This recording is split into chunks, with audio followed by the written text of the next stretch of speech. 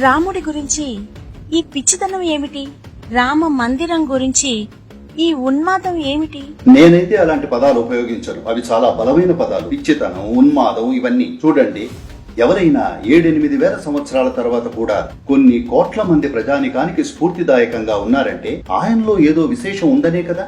రామ మందిరం విషయానికి వస్తే సుప్రీంకోర్టు దాన్ని సెటిల్ చేసింది. దాంతో ఆయన్ని ప్రేమించేవారు ఆలయం కట్టాలనుకున్నారు. అది భక్తి. దాన్ని ఉన్మాదం, పిచ్చితనం అని ఎందుకు అనుకోవాలి? అది విభజన కదా. అది విభజన ఎందుకు అవుతుంది? ఎందుకంటే అది 2 మతాల వారిని విడదీస్తుంది. నిజంగా ఇదంతా ఓ రక్త చరిత్ర, రక్తపాతానికి సంబంధించిన కథ, హత్యల కథ. గత 800 సంవత్సరాల్లో ఇక్కడ జరిగింది ప్రపంచంలో మరెక్కడా ఎప్పుడూ జరగనంత రక్తపాతంతో కూడుకున్న కథ.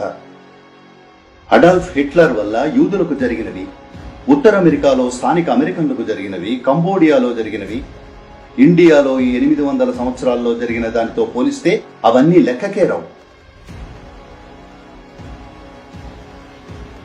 అది మీ దృష్టిలో రక్తపాతం అనిపించనప్పుడు, మరోపక్క అవి చేసిన వాళ్లల్లో ఎటువంటి పశ్చాత్తాపం లేనప్పుడు, వీరి విశ్వాసం కోసం ఆ కొద్దిపాటి భూమిని వెనక్కివ్వమంటే అది విభజన అంటారా?